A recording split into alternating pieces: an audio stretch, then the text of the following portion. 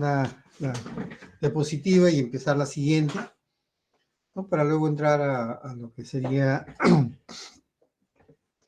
las normas técnicas, ¿no?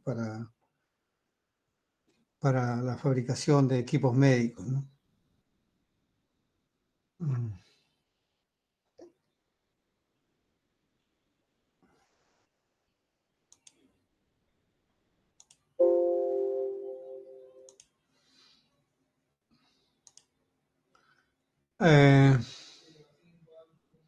Fuentes de ruido de los amplificadores, ¿no? O bioamplificadores.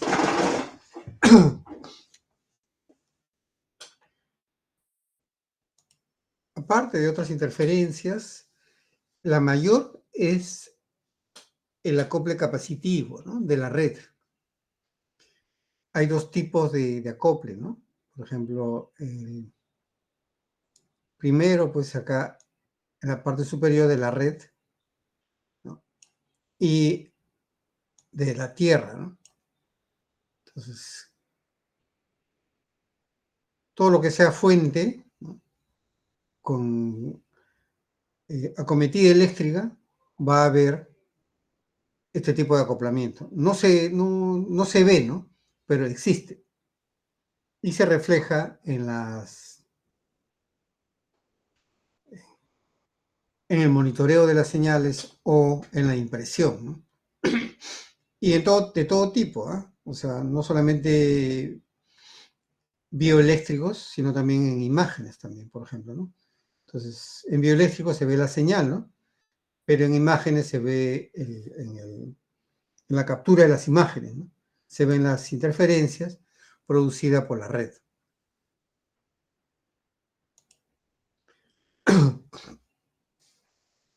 La parte teórica es en dos partes, ¿no?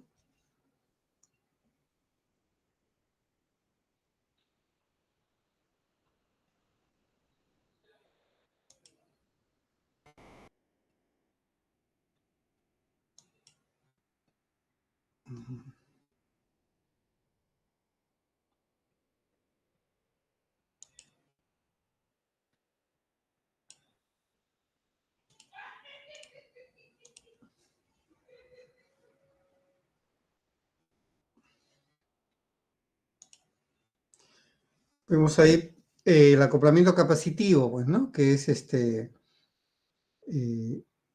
la parte de la red, ¿no? Especificado como unos condensadores, ¿no? Pero no se ven, pero están ahí, ¿no? O sea, el dieléctrico es el aire, ¿no? Entonces, este efecto es el más importante, es uno de los más importantes, ¿no? Porque apantalla la señal, ¿no? ¿Ya? El modelo que hemos visto desprecia la impedancia del cuerpo humano, ¿no? Porque es como resistivo neto, ¿no? ¿Sí? Los condensadores forman unos valores despreciables cuando hay un buen contacto. Sin embargo, cuando no hay buen contacto, cambia, ¿no? Entonces, por ejemplo, para el condensador de la red, en modo ideal, 2 picofaradios y el de la masa, 520 picofaradios, es un valor, digamos, tolerable, ¿no? No afecta en la primera parte, ¿no? Cuando el paciente está aislado, ¿no? Hay una buena toma de tierra. Sin embargo, por el caso que un paciente esté echado con una cama que no, sin toma de tierra, entonces ahí sí ingresa el acople capacitivo. Y el condensador de red aumenta a 200 picofaradios, que ya es un valor ya a tomar en cuenta, ¿no? Y el de la masa, 3300 picofaradios. Entonces, podemos ver acá, ¿no? Que aquí habría 2 picofaradios, 300 picofaradios, ¿no? Pero en el momento que hay conexión sin toma tierra, estos valores aumentan, ¿no? Entonces es más complicado, ¿no? Entonces ahí es el problema. Entonces, si hacemos un divisor de tensión, bueno, dividiendo la tensión, ¿no? ¿Cómo se llama? El voltaje pico ¿no? El valor de la red por capacitancia de masa sobre capacitancia de masa más de la red, ¿no? Como es eficaz, la raíz, ¿no? 2 raíz de 2 por ejemplo, el condensador de masa, ¿no? Sobre la suma de ambos, ¿no? Y aproximadamente sale 2.5 voltios. Entonces, el valor pico de la red, ¿no? Introduce un valor de 2.5 voltios. Eso significa que las señales bioeléctricas que adquirimos son de 1 milivoltio, 100 microvoltios, ¿no? Entonces, son muy pequeños, ¿no? Versus estos valores, lo que va a pasar es que va a pantallar y no va a ser amplificado, ¿no? Entonces, por eso es importante este tipo el concepto del acoplamiento de red, ¿no? Y tendríamos que ver la forma de evitarlo, ¿no? Bien, entonces en la piel tenemos 1 milivoltios en EKG y 10 microvoltios de la electroencefalografía, ¿no? Por lo tanto, esa señal de interferencia es muy grande, ¿no? Entonces, el ruido enmascara esta señal, ¿no? Y condiciona el diseño de los amplificadores, ¿no? Entonces, tenemos que tener en cuenta, ¿no? Así como el electrodo tiene 300 milivoltios, perdón, ¿no? Para que no se pueden eliminar, ¿no? Pero esta parte del acoplamiento de red sí podemos eliminarlo. Entonces, para eso hay condiciones, ¿no? Entonces, ¿cómo sería el acople capacitivo, por ejemplo, ¿no? Si vemos el modelo, vemos aquí, ¿no?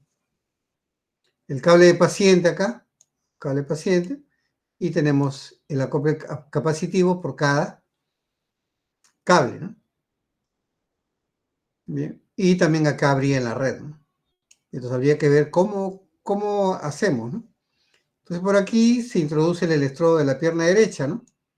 ¿Sí? Para ver, ¿no? La corriente de fuga, ¿no? Por seguridad y también llevar a tierra la parte de lo que vendría a ser el modo común, ¿no? Porque hay que entender que el modo común significa el voltaje de interferencia, ¿no? Como el de la red. Eso significa que no cambia polaridad, ¿no? Es la misma polaridad en el cuerpo, ¿no? Por ejemplo, ¿no? Sin embargo, una señal transducible, como el EKG, como la electroencefalografía, electromiografía, etcétera, tienen polaridad. Entonces, con ese concepto se puede desarrollar un circuito que pueda eliminar esas interferencias, ¿no?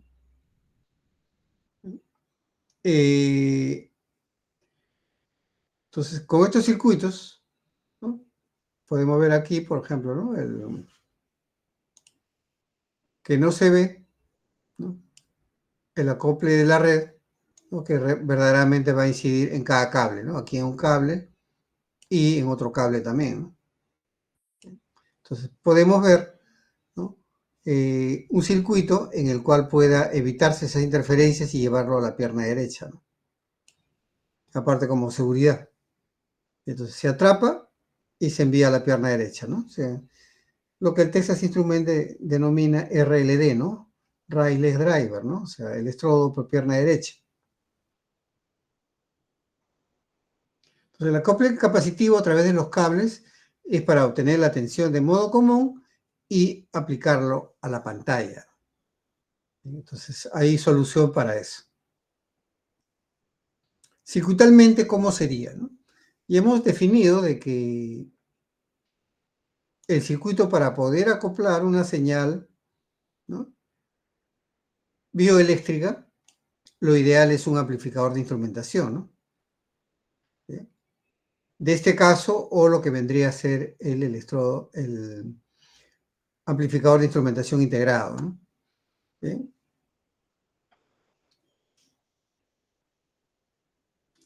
Entonces, como estamos viendo que son cables los que vienen, cables, ¿no? Esos cables tienen activos, ¿no? Un activo que va a la mano derecha, por ejemplo, o a la mano izquierda, ¿no? ¿Ok? Pero ese cable no puede estar, pues, ¿cómo se llama? Expuesto, ¿no? Entonces, para eso se le coloca una malla. Vemos acá la malla, ¿no? Una malla acá. Que realmente vendría a ser, ¿no?, una malla de cable, ¿no? ¿Bien? Y esa malla iría a la tierra, ¿no? Iría a la tierra. Ok, entonces, una señal diferencial que está ingresando, ¿no? O sea, EKG, por ejemplo, ¿no? Entra por aquí, ¿no? Aquí va a sumar la diferencia, ¿no? Voltaje de amplificación, voltaje salidas, amplificación por B1 menos B2. Ok, diferencial, ¿no? Hemos dicho que este circuito lo que hace es eliminar el modo común, ¿no? Pero de todas maneras se enmascara. Ok, entonces lo que se hace es, ¿no?, aplicando la electrónica, en este punto, colocar una resistencia del mismo valor, ¿no?, con la otra entrada diferencial. Entonces, en el punto medio vendría a ser voltaje modo común. Porque punto medio, ¿qué sería? B1 más B2 sobre 2. ¿Y eso qué cosa es? El modo común. Entonces, el modo común lo puedo traer de acá. Entonces, si por acá está ingresando la señal eléctrica, ¿no?, de brazo derecho y brazo izquierdo, ¿no? Ok, acá está entrando, ¿no? Pero, como está la red, también está ingresando, pues, el modo común, ¿no? 2.5 voltios, ¿no? Está ingresando acá. Entonces, tomo este punto acá, ese modo común, ¿no?, y lo llevo, ¿no?, por ejemplo, acá, mediante este circuito, lo llevo a la malla del cable. Tenemos acá la malla del cable, y normalmente la malla del cable está dirigido hacia la tierra, ¿no? Entonces, ¿qué sería? Tomo el modo común y a través de este circuito lo llevo a la malla del cable, o sea, el enrollado que tiene, y eso va a tierra, ¿no? Entonces, llega aquí el modo común y va a la malla del cable, ¿no? Y lo que pasa aquí solamente sería la diferencia, ¿no? El modo diferencial, ¿no? O sea, brazo derecho menos brazo izquierdo, ¿no? Entonces estamos tomando. O podría ser punto 1, punto 2 en el cerebro, ¿no? Por ejemplo, el hemisferio izquierdo o derecho. ¿Bien? Entonces tendríamos nosotros ahí una entrada diferencial, ¿no? Entonces, y eléctricamente, ¿cómo lo vemos, no? Bien, acá está entrando, por ejemplo, brazo izquierdo, brazo derecho, ¿bien? Y aquí, ¿no?, un divisor de resistencias y se encuentra acá el voltaje modo común. ¿Bien? Se envía al circuito y se envía a la pierna derecha. Esta es la forma de atacar el sistema, ¿no? Que no entre el ruido. Eso se denomina señal de guarda, ¿no?, en electrónica, ¿no?, o instrumentación electrónica, ¿no? Hemos visto con 3 opanes, ¿no? Sin embargo, acá estamos utilizando el INA 114, ¿no? Entonces, las resistencias donde se da la ganancia, ¿no?, se coloca dos resistencias iguales, ¿no? Acá, dos resistencias iguales, y el punto medio es el modo común, ¿no? Ingresa acá a un OPAN y se envía a la malla del cable, ¿no? Que, como hemos visto, va a estar a la pierna derecha, ¿no? Entonces, el acoplamiento capacitivo es con la pantalla y no con el conductor interno, que es el que lleva la señal, ¿no? Entonces, esto de aquí va a la malla, ¿no? Va a la malla, ¿no? Va a la malla, ¿no? Y el conductor interno no se ve afectado, ¿no? Y lo que hace este circuito es amplificar la diferencia de tensiones entre dos extremidades, ¿no? Entonces, con amplificador de instrumentación integrado y el otro con amplificador de 3 sopanes.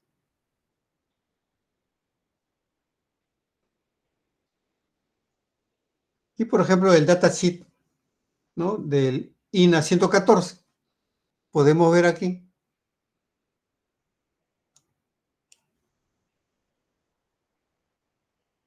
lo mismo, ¿no? Perdón. Bien. Vemos aquí, por ejemplo, tomando acá, bueno, aquí ha aplicado otra fórmula, ¿no? En lugar de tener una sola resistencia, ¿no? Para la ganancia lo ha dividido en dos, ¿no? Y bueno, por teoría, aquí es el modo común, ¿no? Entonces lo envía a un buffer, ¿no? A un buffer, o sea que ganancia 1, y lo envía a la malla del cable, ¿no? Para que por aquí vaya el acople capacitivo, ¿no? Y luego un amplificador, ¿no? Que no invierte, ¿no? Entonces acá va a haber el modo común, está aquí, ¿no? Acá hay una ganancia, acá habría un voltaje, ¿no? Amplificado, ¿no? El modo común amplificado, ¿no? Y luego vemos acá una resistencia, ¿no? Entonces el voltaje aquí sobre la resistencia que va a dar la corriente. ¿Qué corriente va a ser? La corriente de fuga, ¿no? Y según la norma 60601, IS no debe haber más de 10 microamperios. Entonces aquí mata dos pájaros de un tiro, ¿no? El modo común acoplado acá a la malla del cable y luego vemos aquí para ver la seguridad eléctrica, ¿no? Que la corriente no sea mayor a 10 microamperios, que se puede verificar aquí, ¿no? Y no puede haber una fibrilación ventricular, ¿no?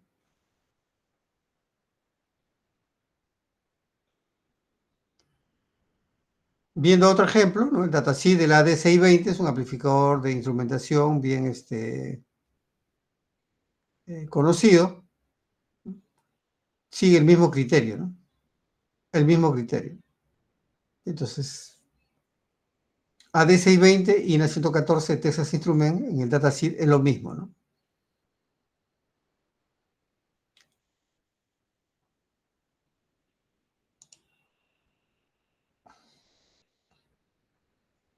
El AD620, ¿no? Igual, o sea, acá está tomando una resistencia, ¿no? Y vamos al primer ejemplo, ¿no? Dos resistencias y acá está el modo común, ¿no?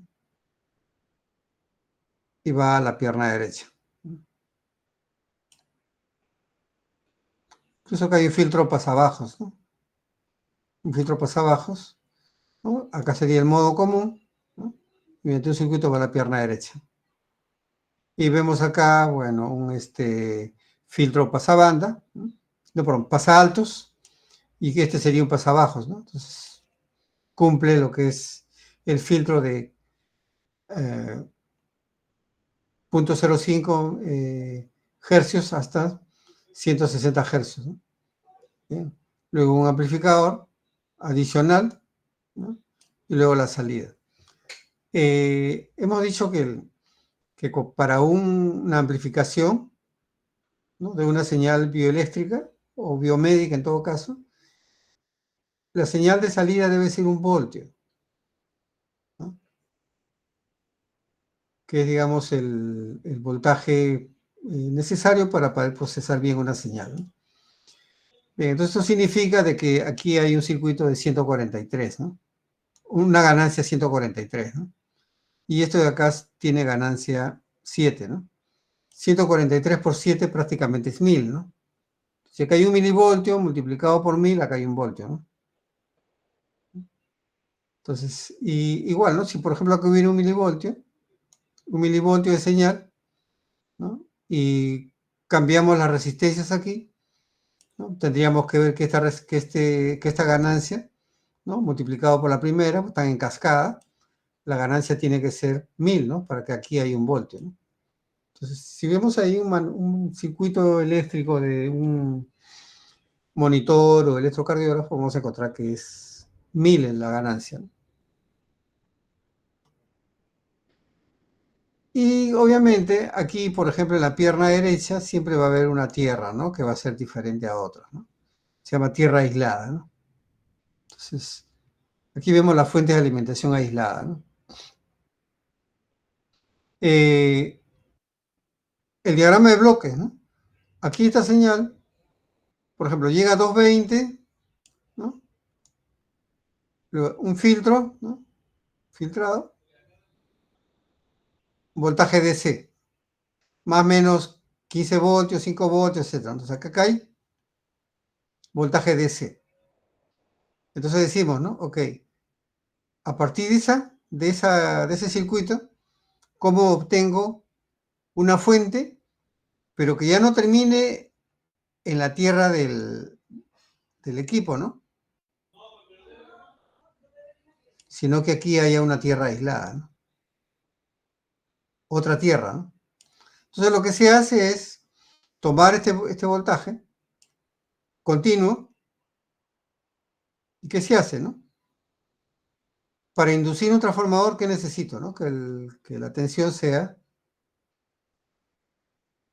que tenga una frecuencia, ¿no? Entonces, este circuito es un multivibrador, ¿no? Entonces aquí, ¿no? Por medio de este circuito, lo que sale aquí sería pulsante, ¿no? Pulsante activa el transformador y acá habría una señal rectificada, ¿no? También. ¿Sí? Se coloca diodos, ¿no? O Zener, y aquí habría unas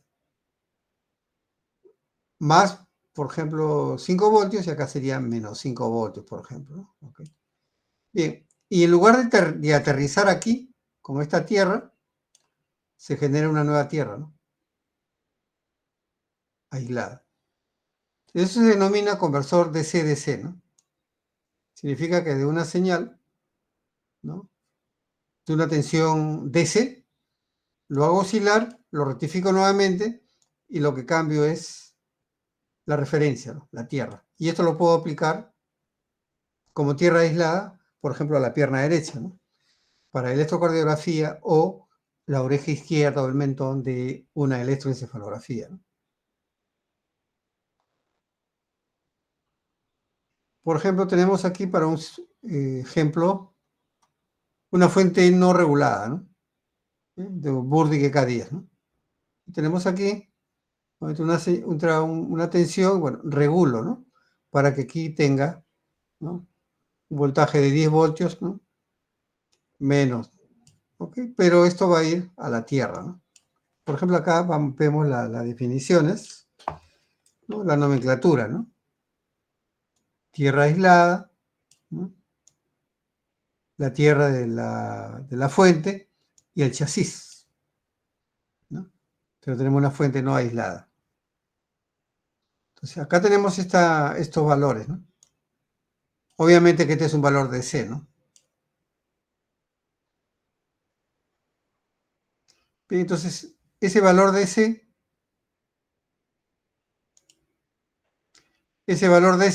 está acá, ¿no?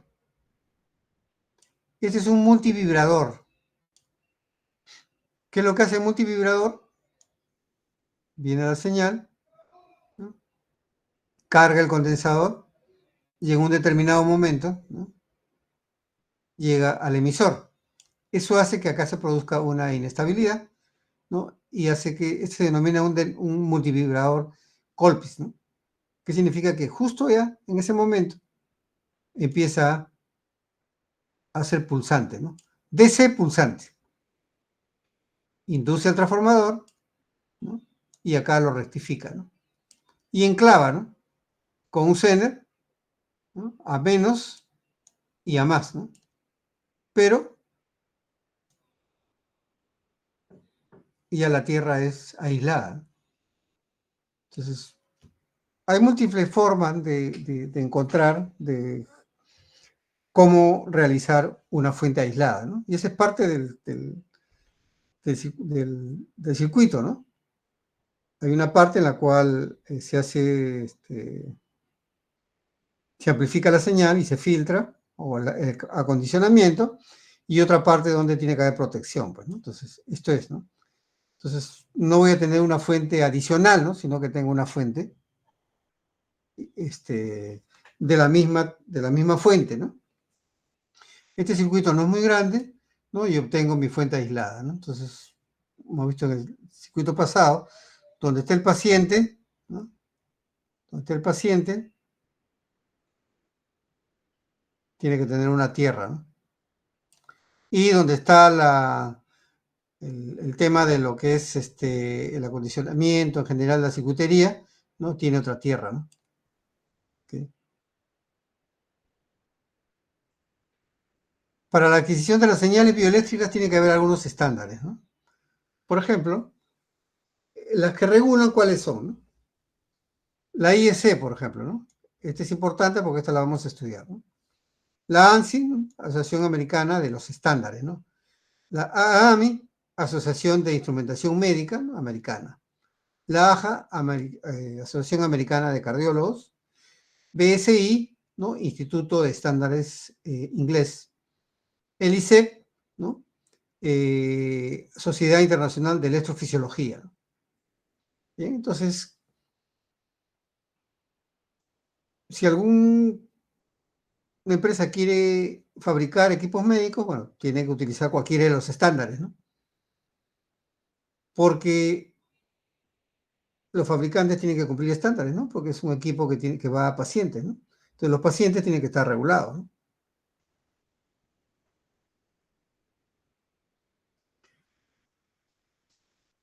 La NFPA 99 también, la ANSI americana, ¿no? El BS, ¿no? Sociedad Eléctrica de Seguridad Eléctrica, ¿no? También, en equipos médicos. Seguridad de riesgo del diseño. Sobrecarga de voltaje sin daño, ¿no? Entonces, eso tenemos que tener claro el concepto, ¿no? ¿Cuánto de sobrecarga puede haber, ¿no? Entonces tenemos que probar el circuito, ¿no? Si algo va conectado al corazón, entonces tiene que ser una descarga hasta de 5000 voltios, ¿no? Entonces, por eso se prueba, ¿no? Los circuitos tienen que probarse para una descarga de 5000 voltios, o sea, la seguridad, ¿no? Porque puede pasar una descarga de desfibrilador, ¿no? No es que te sacan el electrocardiógrafo, las conexiones, sino que encima nomás se dispara. Entonces, es una sobrecarga que tiene que probarse, ¿no? Pero se prueba en fábrica, ¿no? En el diseño, en la fabricación, perdón, ¿no? Por ejemplo, ¿no? Acá vemos la descarga, aquí va a pasar 5000 voltios, ¿no? 5000 voltios, ¿no? Cae así, ¿no? Pero la corriente es pequeña, ¿no? Sí, justamente lo que mata es la corriente, no el voltaje, ¿no? Entonces, para producir una descarga de 2000 voltios o 5000 voltios, que puede malograr al equipo, entonces el equipo se tiene que evitar una sobrecarga de ese tipo, ¿no?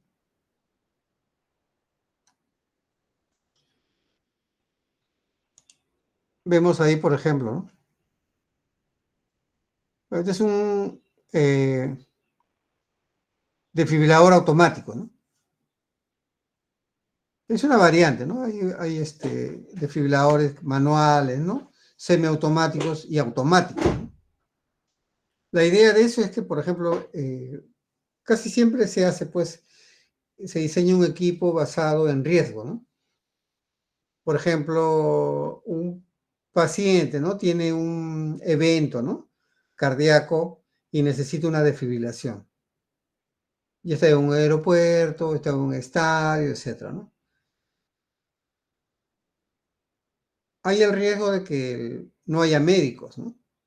O paramédicos, ¿no? Entonces, lo ideal está en que haya un equipo automático o semiautomático, ¿no? Entonces, ¿qué significa, no? Que se coloque el parche acá, ¿no? El parche aquí, ¿no? Siguiendo las indicaciones, y esto te indica, coloca el parche, ¿no? Okay, coloca el parche y te indica también en la pantalla qué es lo que tienes que hacer. Luego, detecta si la señal cardíaca es fibrilable o no. Si no es, necesita otro auxilio. Si es fibrilable, ¿qué es lo que pasa? Te va a indicar, ¿no? Presiona el botón y aléjate, ¿no? Presiona el botón verde y aléjate. Se aleja y solo hace la descarga, ¿no? Hace la descarga. Si necesita otro más, te va a indicar, ¿no? No ha recuperado, ok. Nuevamente carga, ¿no? Y nuevamente disparar con el botón verde y aléjate, ¿no? Y así. porque había necesidad de este tipo de equipos, ¿no? Ahora en aeropuertos, por ejemplo, no sé si han ido al nuevo aeropuerto, y en el antiguo también había, ¿no? Desfibriladores automáticos, ¿no? Así como había un hacha, ¿no? Para romper y sacar la manguera, ¿no? Igualito, ¿no? Todo ese, también hay desfibriladores, ¿no? Y en aeropuertos, estadios de diferentes partes del mundo y en países desarrollados con más razón hay de estos equipos, ¿no? Y no es que haya uno solo, ¿no? Sino que en cada sección hay varios, ¿no? Entonces, para eso se requiere, entonces, ¿no? Si el paciente está hospitalizado, va a haber aquí cableado, ¿no?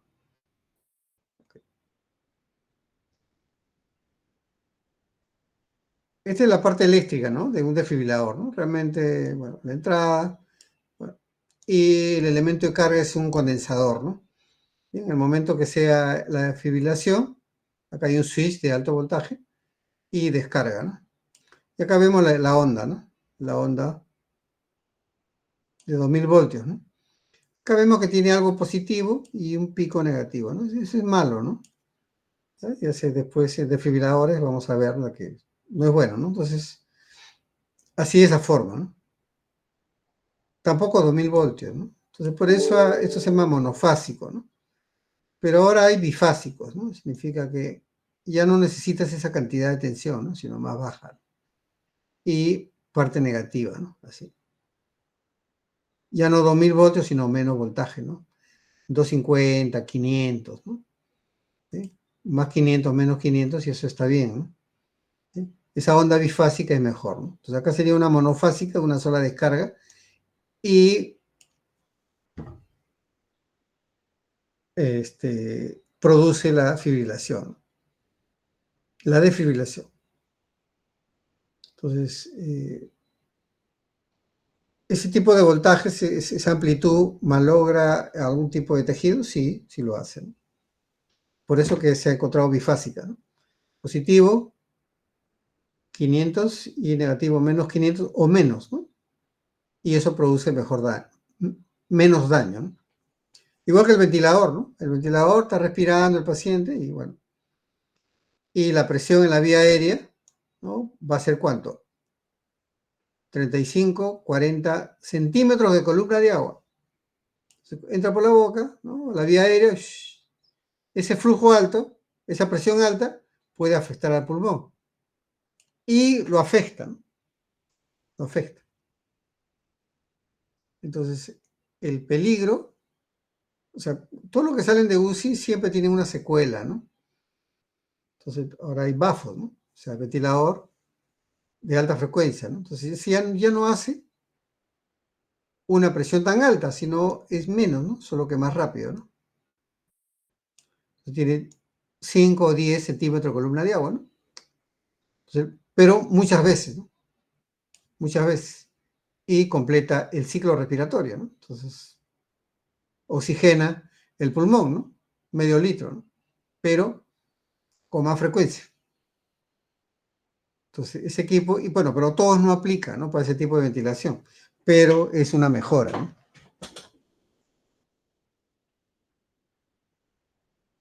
Bien, la señal cardíaca vendría a ser esta, ¿no?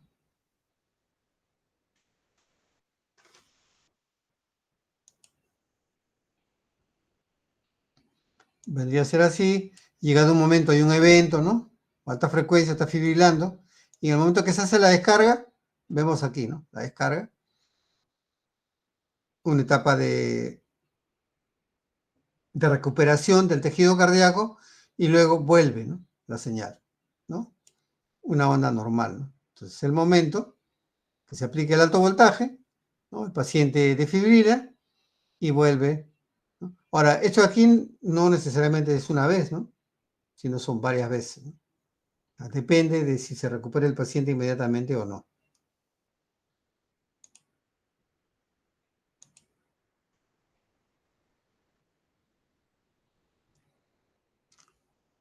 Y circuitalmente, ¿cómo habría que, uy, pues cómo hago para que no se malogre el circuito, ¿no? El instrumento, ¿no? Okay. Hemos visto que el amplificador de instrumentación pues tiene, ¿no? Estos circuitos, ¿no? Que la señal entra por la puerta que no invierte, ¿no? Entonces, ¿qué hace, no? Como la señal de 2000 voltios puede tener, ¿no?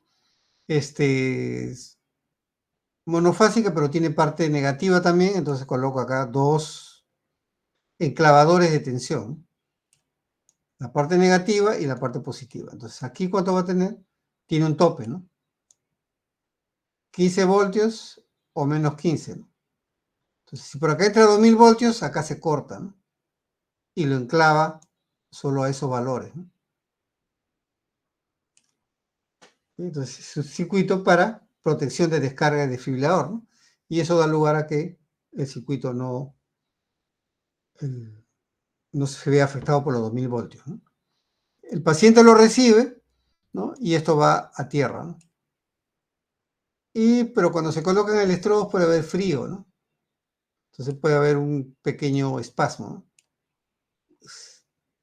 Entonces por aquí un filtro pasabajos, ¿no? De baja frecuencia, los 2 Hz, por ejemplo, y hace que se anule ese movimiento, o sea, el efecto del movimiento, ¿no? El efecto del movimiento, por ejemplo, tiene algo de frío, como que un espasmo pequeño, ¿no? Bien, pero eso representa un ruido, ¿no? Entonces, ese ruido se elimina con este filtro pasabajo, ¿no? Como ven ustedes acá, estamos hablando del paciente, ¿no? Porque está acá, tierra del paciente, ¿no? Entonces, esto sería un circuito de protección de desfibrilador, ¿no? ¿Bien? Y en lo que sería el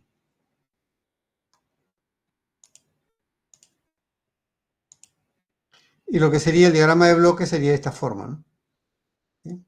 Resistencias, acá está el amplificador de instrumentación y hay varios tipos de protección de desfibrilador, ¿no? Por ejemplo, acá, ¿no? Este que hemos visto, ¿no? Limitador de voltaje. Pero estos circuitos breakdown, ¿no? O también podríamos tener acá un supresor de alto voltaje, ¿no? Un neón, ¿no? De alto voltaje, ¿no? Para que este circuito se active, ¿qué es lo que pasa? Tiene que llegar más de 100 voltios, ¿no? Llega a 100 voltios o 80 voltios, esto se activa, ¿no? Y la alta señal que viene por aquí, el alto voltaje se va a tierra, ¿no? Son diferentes tipos de circuitos que se pueden implementar, ¿no? Entonces, vemos aquí, podemos aplicar cualquiera de ellos, ¿no? Y en este ejemplo hemos visto este tipo, ¿no? Limitador de voltaje.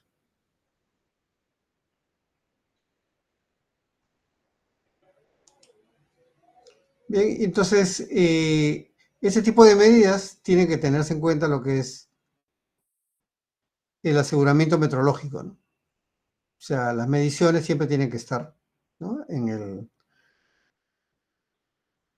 Lo más cercano al valor verdadero, ¿no? Entonces, si el valor verdadero está acá en el centro, entonces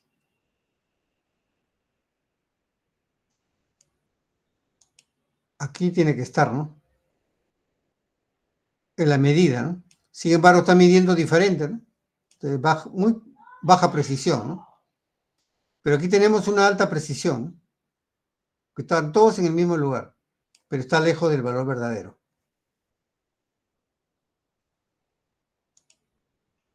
¿no? Acá tenemos baja capacidad, baja exactitud, ¿no? Pero acá está cerca del valor verdadero, ¿no? Entonces hay una alta exactitud, ¿no? Entonces lo que se quiere es que sea preciso y exacto, ¿no? O sea, precisión y exactitud, ¿no? Precisión está en que se repitan las medidas. Si tienen un multímetro, ¿no? En un momento miden 220, ¿no? Pasa un par de minutos y lo miden otra vez está 200, ¿no? Otra vez 3 minutos, 190, ¿no? Después 230. Entonces, eso no es preciso, ¿no? Porque el valor es 220, ¿no? Se supone, ¿no? 220. Entonces no es preciso, ¿no? Ni tampoco es exacto, ¿no? Entonces, en estas mediciones de instrumentación tiene que ser esto, ¿no? Entonces, el fabricante lo mide, sí, el fabricante lo mide, pues, y lo verifica, ¿no? Eso se llama aseguramiento metrológico. Entonces, en ese caso se tiene que calibrar, ¿no? La calibración se hace en fábrica, ¿no? Entonces, lo que hacen es encontrar los puntos y verificar de que siga esa medición, ¿no? Con esto acabamos esa parte. Ven ahí la bibliografía, bioinstrumentación de Webster, ¿no? Introducción a la bioingeniería, amplificadores operacionales y la página de Texas Instruments.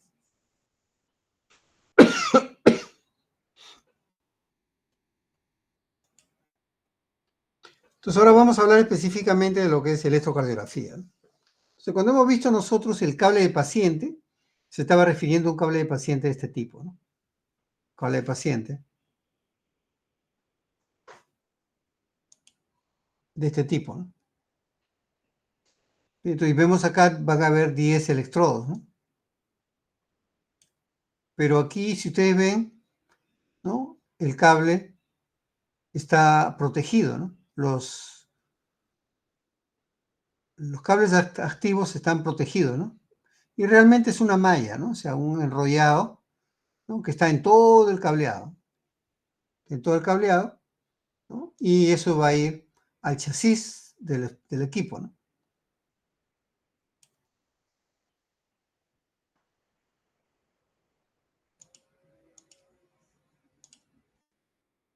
Entonces, la forma de conexión es esta, ¿no? ¿Sí? El cable está por acá, ¿no? Entonces, entre las extremidades va a haber tensión, ¿no? Bioeléctrica, ¿no? Pero también hay aquí en el pecho, ¿no? El tórax, ¿no? Que se llaman precordiales, ¿no? ¿Sí? Y lo que se obtiene es esta onda, ¿no? La onda de EKG, ¿no? Bien, y eso normalmente se imprime, ¿no? Y hay un papel milimetrado, ¿no? Bien, con estas características propias, ¿no? Que tiene, está en milímetros, ¿no? 0,5 centímetros, ¿no? Esa cuadrícula, ¿no? Bien, de 1 milímetro, y cada una de ellas, ¿no? Significa, si fuera en voltaje, 0,1 milivoltios, ¿no? Bien. Y el recorrido en un motor de 25 milímetros por segundo, ¿no? Es 0,04 segundos, ¿no? Y ahí sirve para que se pueda obtener la parte de lo que vendría a ser eh, la onda electrocardiográfica, ¿no? Y la medición aquí es voltaje sobre tiempo, ¿no? Voltaje, tiempo. ¿Sirve para esta medición? Sí, claro, sirve porque se mide la tensión en el tiempo, ¿no? La tensión en el músculo cardíaco, ¿ok? Entonces vemos ese tema. La electroencefalografía también sale en este tipo de ondas, ¿no? Pero ahí cambian, porque en el cerebro tenemos neuronas, ¿no? Y como está dirigido a la parte neurológica, y se tiene que ver los estados, ¿no?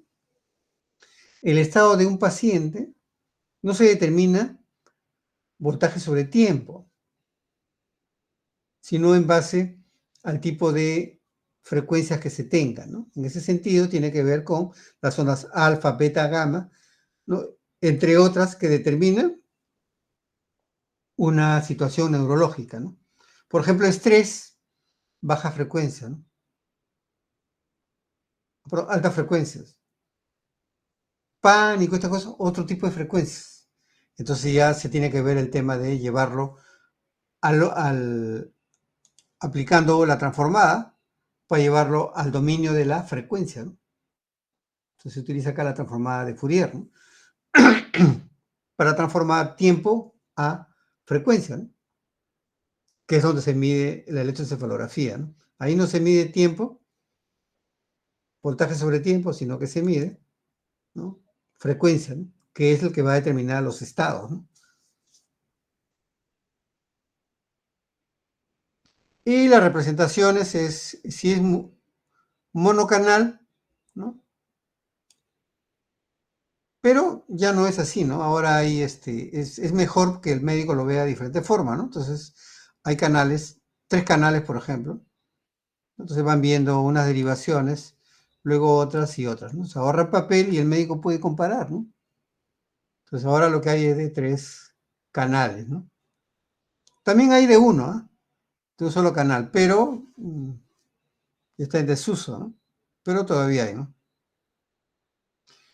Y como tenemos 10 cables y van a estar al paciente, entonces hay que ver unos ciertos tipos de derivaciones, ¿no?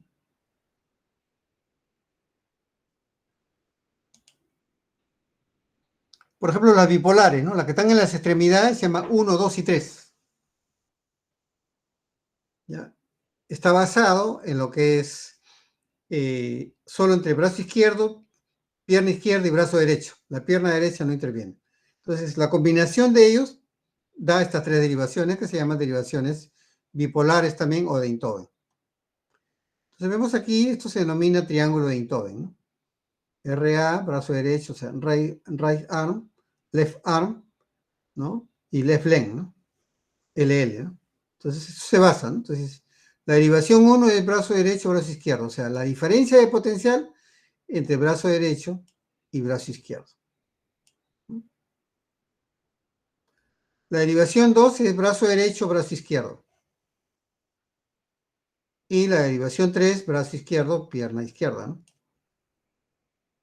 Ahora, el modo común, el ruido, si acá es 2 voltios, acá es 2 voltios. Y en cualquier parte es 2 voltios. El mismo signo. Sin embargo, si en el brazo derecho hay 0.8 milivoltios más 0.8, aquí va a haber lo mismo, solo que negativo, menos 0.8 milivoltios. Entonces, si yo aplico un amplificador diferencial, sumo, no resto, ¿no? Y si aplico el mismo amplificador diferencial para el ruido de acá en el brazo derecho con el brazo izquierdo, como es ruido, misma polaridad. Y el amplificador diferencial lo elimina, ¿no? Como ven ustedes aquí, la pierna derecha no interviene. Eso se llama derivación 1, 2 y 3, ¿no? Y se denomina precordial, ¿no? Se podemos ver ahí, ¿no? Eléctricamente, brazo derecho y brazo izquierdo, miren, están entrando aquí al amplificador de instrumentación, ¿no? Y igual, las otras extremidades, ¿no? Igual, igual. Y la pierna derecha siempre no entra al amplificador de instrumentación, ¿no? Sino que va, ¿no?, a otra parte, ¿no? Como referencia, o sea, como la tierra, ¿no? Una pregunta sería, pero, ok, si yo no utilizo la pierna derecha, solamente acá nomás, no obtienes nada, ¿no? Porque tiene que estar referenciado a algo, ¿no? O sea, un circuito no funciona pues sin una tierra, ¿no? Y podemos ver ahí otra forma de ver, ¿no? Luego hay derivaciones aumentadas o de Goldberg, ¿no? Esto es más que todo una combinación, ¿no? Referente de una extremidad sobre el promedio de las dos. Por eso se llama aumentada, ¿no?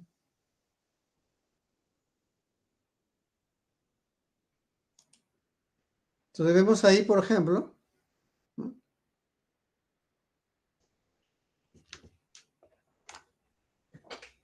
ABR, ABL, ABF, ¿no? O sea, ABR es brazo derecho, ¿no? Entonces vemos brazo derecho, ingresa aquí, ¿no? A una parte. Pero luego vemos aquí una resistencia idéntica del brazo izquierdo y una resistencia idéntica en la pierna izquierda, ¿no? Entonces acá tenemos el punto medio. Y esto ingresa al otro. ABL, brazo izquierdo entra acá y luego igual, ¿no? El terminal acá, el promedio, ¿no? ABF, ¿no? Pierna izquierda, y el promedio de las otras dos. Entonces se llama aumentada, ¿no? De Goldberg. ¿Bien? Entonces dices, ¿cuál es la actividad del brazo derecho con referencia a los otros dos extremidades, ¿no? Y realmente tiene que ver con el músculo cardíaco, ¿no? ¿Bien? De las actividades, ¿no? ¿Cómo es? ¿No? Es un eje eléctrico, ¿no? Entonces, se puede expresar así también, significa circuitalmente esto, ¿no? ¿Bien? Pero se puede utilizar acá sí. ¿Bien? Entonces, podemos ver de esta forma, ¿no? Igual, ¿no? ¿Bien? Diferencial, ¿no? ABR, acá directo, y acá está el promedio de ambos, ¿no? Lo mismo que hemos visto circuitalmente atrás, ¿no? Bien, entonces, ¿qué vemos acá, no? Por ejemplo, el eje eléctrico del corazón, ¿no? Cómo actúa el corazón. ¿Bien? Entonces, podemos ver de que ABR, o sea, la tensión, referente a los otros dos del brazo derecho, está en este eje, ¿no? Del brazo izquierdo está en este eje. Y ABF está justamente perpendicular acá. ¿Bien? Y la derivación es 1, 2 y 3. La 1 está en el eje acá. 2 aquí, ¿no?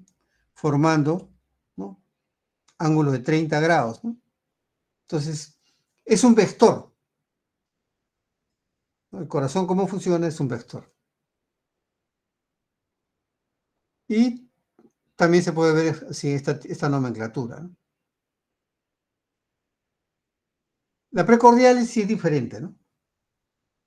Las precordiales, todas las extremidades se juntan en uno, y luego acá tenemos B1 a B6, ¿no? Entonces tiene una definición acá, ¿no? Costilla intercostal, etcétera, ¿no? Entonces, incluso también tiene grados, ¿no? Menos 120 grados aquí. Precordial 1, precordial 2 a 90, o sea, aquí en el eje. B3 a 75 grados, 50, 30, ¿no? Y B6, ¿no? En este eje.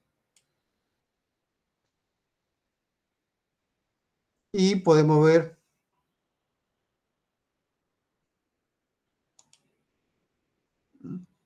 juntando todo, ¿no?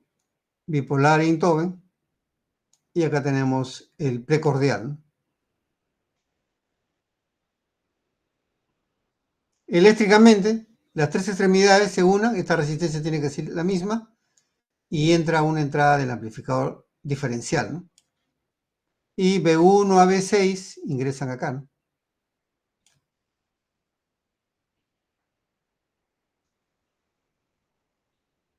Circuitalmente es así, ¿no? Bien, entonces cada derivación tiene una forma de onda, ¿no? Cada una. B1 a B6, ¿no? Estas señales ayudan al médico a determinar si estás con un corazón sano o un corazón con cierta patología.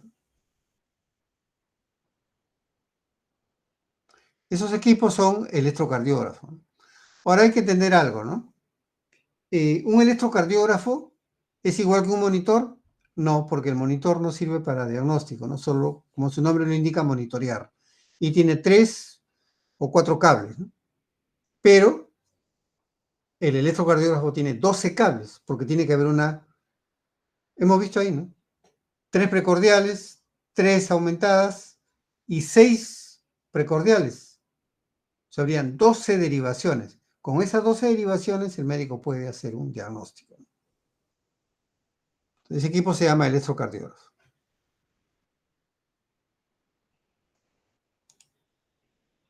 Algunos electrocardiógrafos pueden interpretar la señal, ¿no? O sea, con redes neuronales se puede interpretar, ¿no? Ahora con IA peor todavía, ¿no? ¿Bien?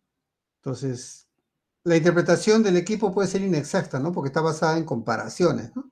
Siempre es necesario el médico, ¿no? Pero es útil, ¿no? Por ejemplo, si tenemos en un lugar lejano un médico general que está haciendo su trabajo, ¿no? De internado médico, ¿qué es lo que pasa, no? Llegan a un pueblo alejado y no es cardiólogo todavía, ¿no? Es médico general, entonces, si un equipo tiene, pero sí conoce algo de cardiología, ¿no? Entonces, ingresa a un electrocardiógrafo interpretativo, tiene la interpretación. O sea, ¿qué significa? ¿No? Que al final, como lo compara con otras, con un repositorio de electrocardiografía con patologías definidas, te dice, ¿no? Tiene tal patología, ¿no? O está sano, ¿no? Cualquiera de ellas. Entonces, con eso puede el médico guiarse para un diagnóstico. Pero, como ahora hay teleconsulta,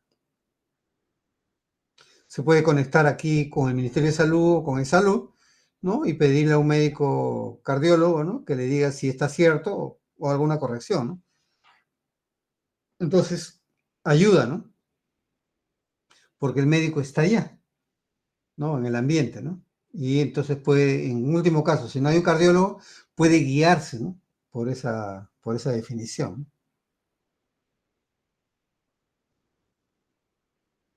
Entonces tenemos el resumen de derivaciones. Bueno, y acá vamos a ver cómo se toma un electrocardiograma, ¿no?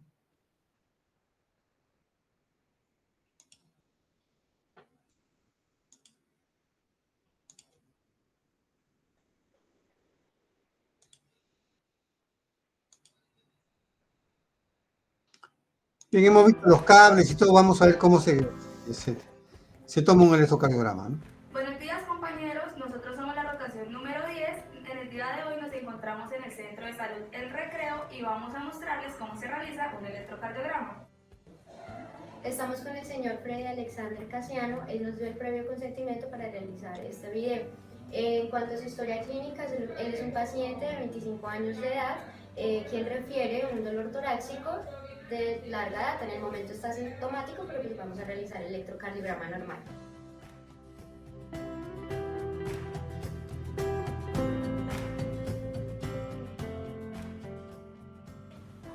Entonces, lo primero que se debe tener en cuenta es que primero hay que configurar el electrocardiógrafo. Entonces, aquí tenemos que ver que esté a una velocidad de 25 milímetros por segundo y en cuanto a voltaje tiene que estar a 10 milímetros por milivoltio, como se puede evidenciar aquí en este electrocardiograma.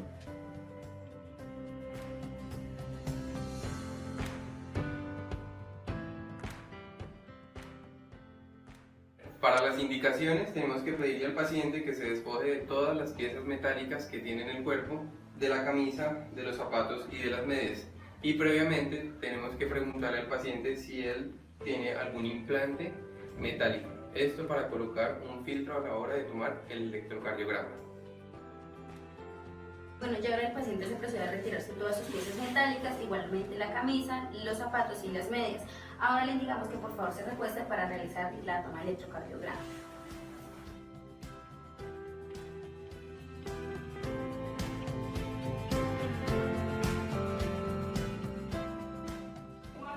Ahora vamos a proceder a poner los electrodos auriculares.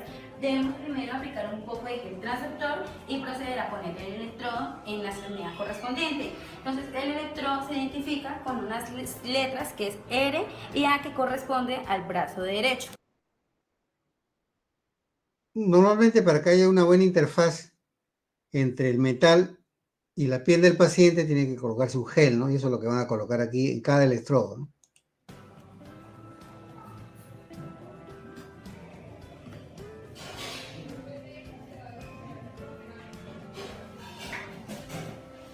El siguiente electrodo se identifica con LA, que corresponde al brazo izquierdo.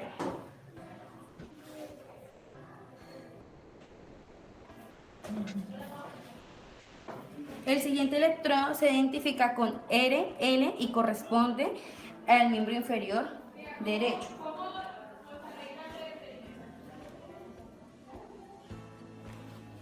Y el siguiente electrodo se identifica con LL y corresponde al miembro inferior izquierdo.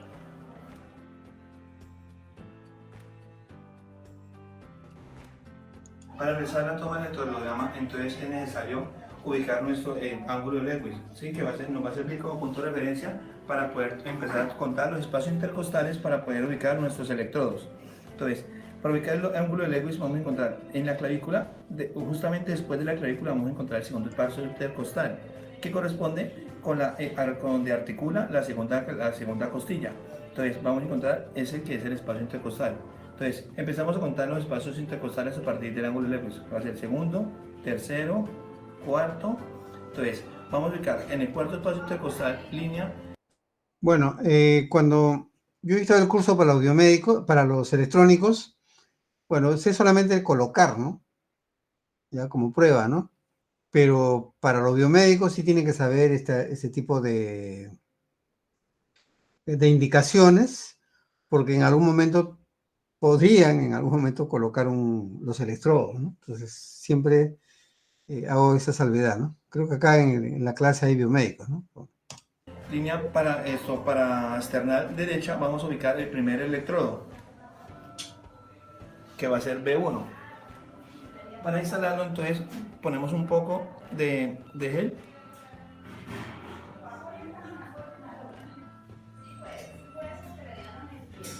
Listo. Ahora, para instalar el segundo electrodo, lo vamos a instalar igualmente en el cuarto espacio intercostal. ¿Sí? Línea para external izquierda. El B2.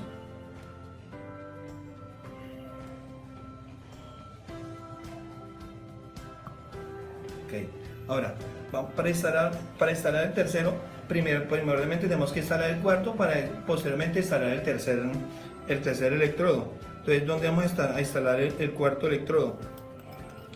El cuarto electrodo lo vamos a instalar en el quinto espacio intercostal, ¿sí? Línea medio clavicular. Entonces tomamos como todo referencia la clavícula y por la línea media, ¿sí? Medio clavicular y en el quinto espacio intercostal. Entonces, ¿qué va a hacer? Estamos en el cuarto espacio intercostal, inmediatamente después vamos a encontrar el quinto espacio intercostal, línea medio clavicular.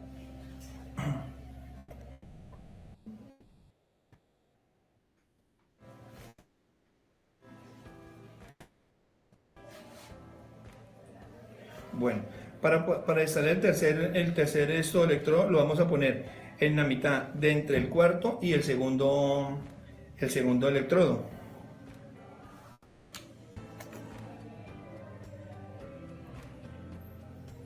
El B3.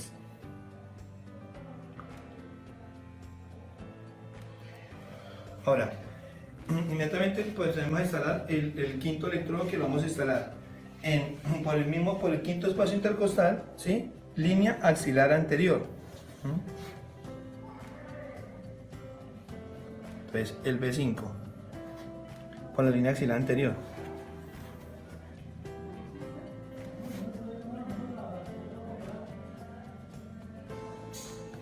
Y procedemos a instalar el B6, que va a ser por el mismo quinto espacio intercostal, pero línea axilar media.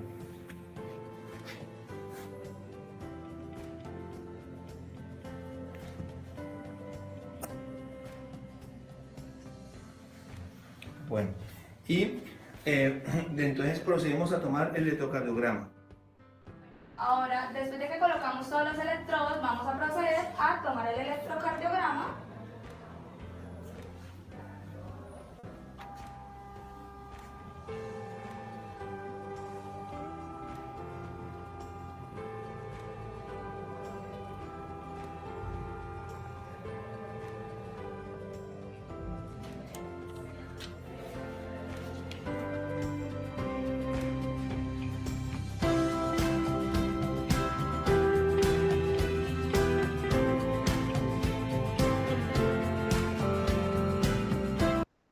Así sale ahora, ¿no?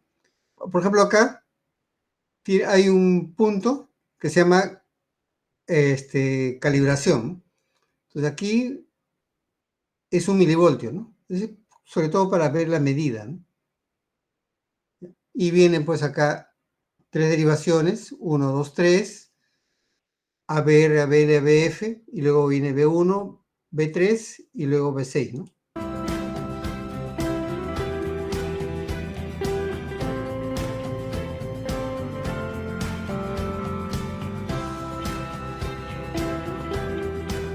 Y luego los precordiales, ¿no? 12 derivaciones, ¿no? Con un cable de 10 ramal, ¿no? Bien, entonces así se toma un electrocardiograma, pero se entiende que esto es en reposo, como dicen ustedes, en reposo. Pero el problema cardíaco no solamente fuese en reposo, ¿no? Sino también, por ejemplo, cuando estás en actividad. Entonces, ¿también se toma el electrocardiograma en actividad? Sí, y eso se llama prueba de esfuerzo.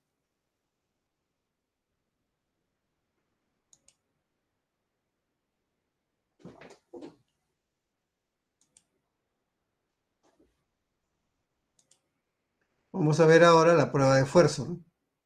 Como su nombre lo indica, es esfuerzo, ¿no? O sea, cuando está en actividad, no física, ¿no?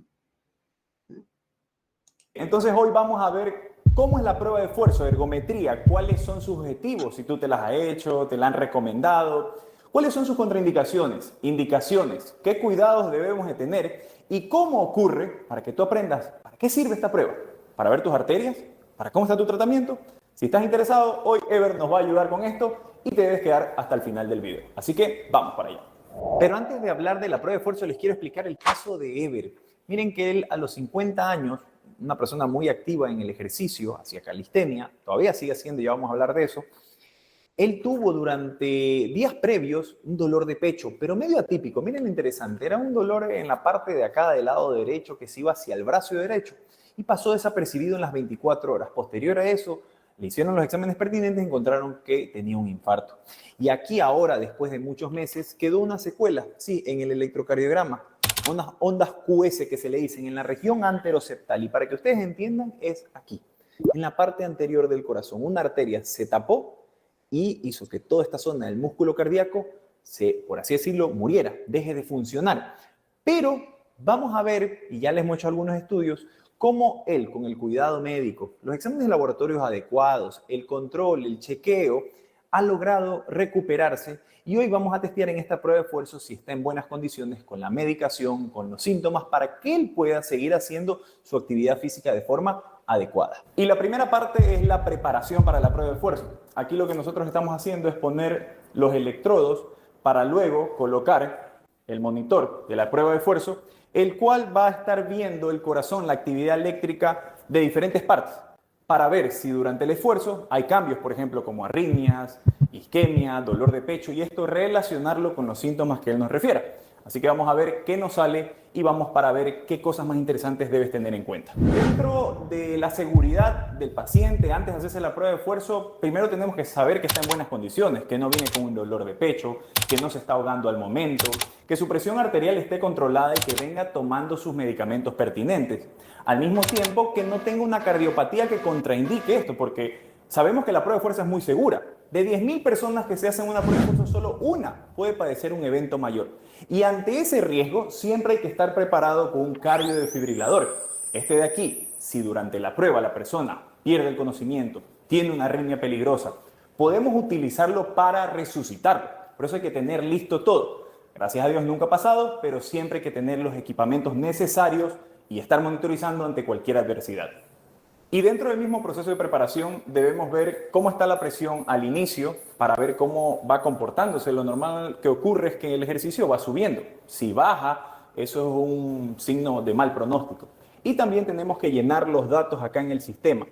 ¿Qué vamos a ver? La edad, porque con eso calculamos la frecuencia cardíaca máxima a la que tiene que llegar. Normalmente es 220 menos la edad. Se dice que al 85% de esa frecuencia las arterias se vasodilatan lo máximo que puedan. Y si uno está bien con las arterias del corazón, no va a haber problemas, ni síntomas ni cambios. Pero si hay algún inconveniente, puede haber problemas acá, dolor de pecho y tenemos que parar la prueba. Y aquí podemos ver cómo está ya monitorizando el corazón de él en reposo. Vemos las alteraciones iniciales por el infarto previo que él tuvo y vamos a ver si hay cambios. Acá nos va saliendo el control de la presión arterial y esto tiene que ir subiendo también con la frecuencia cardíaca. Esto es lo normal, la respuesta normal. Aunque está con medicamentos, eso se puede ver un poquito obliterado, pero sabemos que según la evolución y el esfuerzo que él va a hacer, que lo vamos a ir midiendo acá, vamos a ver cómo tolera, si tiene síntomas y si le va bien con la medicación. Vamos para allá. Y aquí comienza la prueba de esfuerzo en la cual uno va monitorizando todas las variables durante el ejercicio para ver si hay cambios en el electrocardiograma, en la presión arterial, algún síntoma, y cada vez esto va a graduarse, a aumentar en inclinación y en velocidad. Y tenemos que parar la prueba si es que hay alguna limitación o se cansa y tiene fatiga muscular. ¿Hasta ahorita todo bien, Ever? Todo bien. Excelente. Aquí vemos lo que yo les mencioné. Miren que va en el 58% de la frecuencia cardíaca máxima. Tenemos este umbral, es el punto rojo, aquí es el 85%. Él tiene que llegar a este objetivo para poner a prueba sus arterias. Puede seguir subiendo, ya esto es para medir capacidad funcional y obviamente esto nos va a ayudar a dar parámetros en el ejercicio, cuánto puede hacer, si es de moderada o alta intensidad y él puede hacerlo con mayor tranquilidad. Otro punto importante que se evalúa aquí es en todas las derivaciones del corazón, que es como por así es verlo con una cámara de diferentes puntos, la parte eléctrica, vemos el punto J. Esto de aquí nosotros tenemos que ver en relación al inicio si es que hay un ascenso o un descenso. Si esto llegase a ocurrir durante las diversas fases de la prueba, significa que hay isquemia, que las arterias no pueden llevar el flujo normal al corazón y eso obviamente nos indica que tal vez hay que ajustar el tratamiento o si no tienes un diagnóstico es que tus arterias están enfermas. Ese es un objetivo de la prueba de esfuerzo. Dentro también de las indicaciones, no solo es para ver cómo están las arterias y hacia anginas, sino, por ejemplo, si tienes un problema en unas válvulas cardíacas y están severas, ver si toleras ese problema de esas válvulas. Medir la capacidad funcional, si eres deportista, si has pasado por un infarto como en él, ver que puedes hacer ejercicio y tolerarlo bien con el tratamiento que tienes. O también ocurren arritmias. Hay personas que al hacer algún ejercicio físico dicen, doctor, es que me siento palpitaciones, me da mareos, me late el corazón muy rápido para el esfuerzo que estoy haciendo. También podemos ver la relación del electrocardiograma en el esfuerzo y si ocurriesen esas arritmias y son de riesgo. Es otra de las indicaciones. Y al mismo tiempo ya estamos llegando a la fase 4, que es una fase de mayor intensidad, donde él la está tolerando bien. ¿Alguna molestia, Ever? No. Nada. No hay dolor de pecho, no hay angina, no hay cambios acá en el electrocardiograma y la presión arterial ha aumentado de forma adecuada. Durante todo este estudio va, por así decirlo, todo muy bien. Y eso es bueno para él porque significa que el tratamiento, el pronóstico, la evolución va a ir a mejor. Y esa es la idea de hacer una prueba de esfuerzo para valorar sus arterias, su capacidad física y los cambios dinámicos del electro. Mi edad biológica es 38, pero la edad de mi piel es 27 ahora. Aquí está mi secreto. Descubre los productos exactos que tu piel necesita. ¿Cómo vamos? ¿Todo bien, Ever? Sí, todo bien. Excelente. Muy bien. Y aquí ya estamos llegando al 100%. Quiero que vean esto de aquí. Miren cómo están al 101%. Y él no tiene dolor de pecho, tolera bien la prueba, no hay cambios en el electrocardiograma. Aquí estamos poniendo a prueba su capacidad funcional.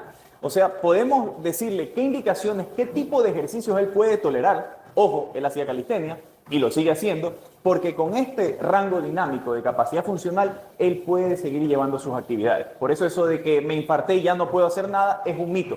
La rehabilitación cardíaca va dentro de este proceso para poder guiarte cuánto puedes hacer. Lo importante es una prueba de esfuerzo. 140-60. Muy bien. Y esta es la última fase de la prueba de esfuerzo, la recuperación. ¿Por qué es importante esta fase? Porque uno puede ver si al reposo, cómo baja la frecuencia cardíaca, cómo baja la presión arterial de él, que bajó rápidamente, eso es bueno, y ver cambios, porque a veces en el esfuerzo no ocurre nada, pero debemos dejar al menos entre 6 a 9 minutos en reposo y ver si hay algún cambio nuevo. A veces aparecen arritmias o a veces la persona se desmaya y hay que recuperarla. Gracias a Dios parece que Ever la ha tolerado muy bien y no va a pasar absolutamente nada. Y aquí ya está finalizada la prueba, como ustedes vieron, y quiero enseñarles unas cosas muy interesantes que deben de tener en cuenta. Acompáñenme. Y aquí podemos ver durante las diferentes fases cómo va cambiando. Primero esto que ustedes deben de saber, que son los METs. Es el consumo en reposo de oxígeno o energía que toma nuestro cuerpo. Normalmente es 1 en reposo, pero esto mientras aumentamos el esfuerzo va aumentando. Ahora, ¿qué es importante? Que según la edad, nosotros debemos tener un mínimo de METs. En él, 17.2 es una muy buena capacidad funcional. Y sí, en alguien que tuvo un infarto. Esto nosotros lo vamos viendo durante las etapas y con la edad correspondiente. ¿Qué otras cosas vemos? Cómo la presión arterial va subiendo. Esto es lo normal. Si lo ven, va subiendo. También aumenta la frecuencia cardíaca y esto lleva mayor consumo de oxígeno para poner a prueba nuestras arterias. Y durante ese proceso, como ustedes ven, va trazándose el electrocardiograma para ver si se mantiene en iguales condiciones que en reposo. Como cualquier electro que nos tomamos nosotros, acá al esfuerzo estamos poniendo a prueba nuestras arterias, nuestro músculo cardíaco y nuestro sistema de conducción eléctrico. Y muchos seguro se preguntaron, ¿y todos tenemos que hacer ese esfuerzo? No, va a depender de tu capacidad física, cómo tú te sientes, tal vez tu edad, tal vez tu limitación funcional, algunos pueden hacerla, algunos hay que hacer ajustes. Este fue un protocolo de Bruce, existen modificaciones, o existen también, puede hacérselo en bicicleta o hasta con los brazos si hay alguna incapacidad, o con medicamentos si lo necesitases. Y les pregunto a ustedes, ¿se han realizado alguna vez una ergometría o prueba de esfuerzo? ¿Cómo les ha ido? ¿Detectaron alguna isquemia para tratamiento o en alguna enfermedad cardíaca? Cuéntame tu experiencia en la zona de comentarios y compártela para que a otros le ayude. También puedes buscarme en mis otras redes sociales como Dr. Ricardo.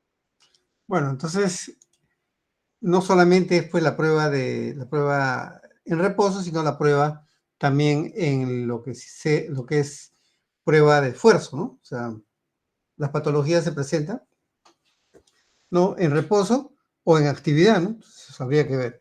Y hay otras en las cuales también no se detectan en esos momentos. Entonces, ¿en qué parte, no? Cuando estás dormido, etcétera, etcétera, ¿no? Entonces, para eso hay algo que se llama Holter, ¿no? ¿Ven? La prueba Holter, ¿no? O sea, en Holter, que significa una prueba, ¿no? Que se coloca un electrocardiógrafo y todo el día va grabando, ¿no? Una grabadora, ¿no? Esa es una grabadora. Bien, vemos aquí también.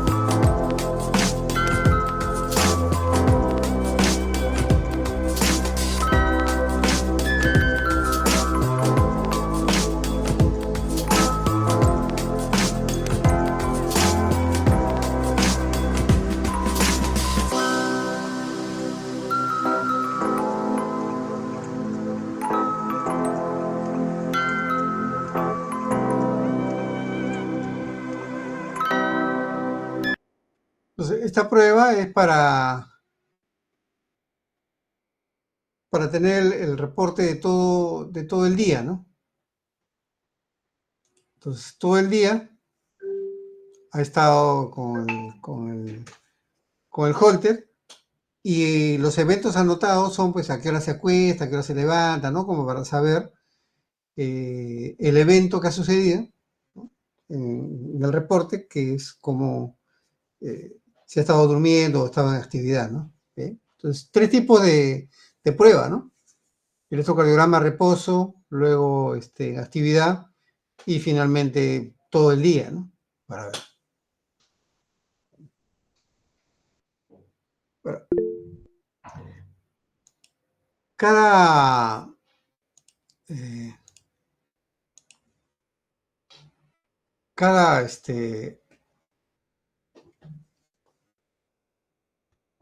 cada evento, cada patología tiene su razón.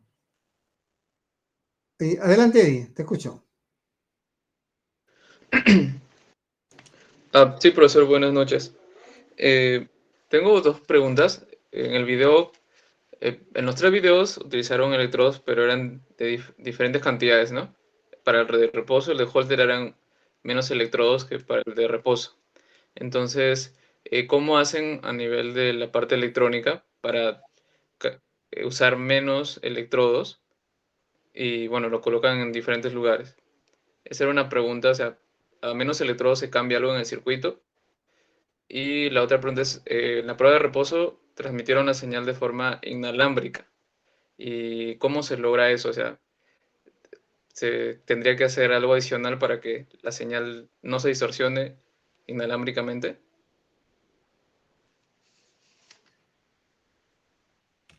3 preguntas dijiste, ¿falta una?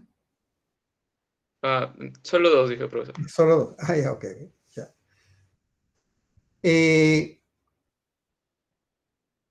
La utilidad de la prueba en reposo es obtener 12 derivaciones. Las diferencias de potencial entre las extremidades bipolares 1, 2 y 3, la diferencia de potencial entre las extremidades con referencia a las otras 2 y el precordial, que son 6, ¿no? Referencia, o sea, la tensión del corazón mismo alrededor, con referencia a las 3 extremidades.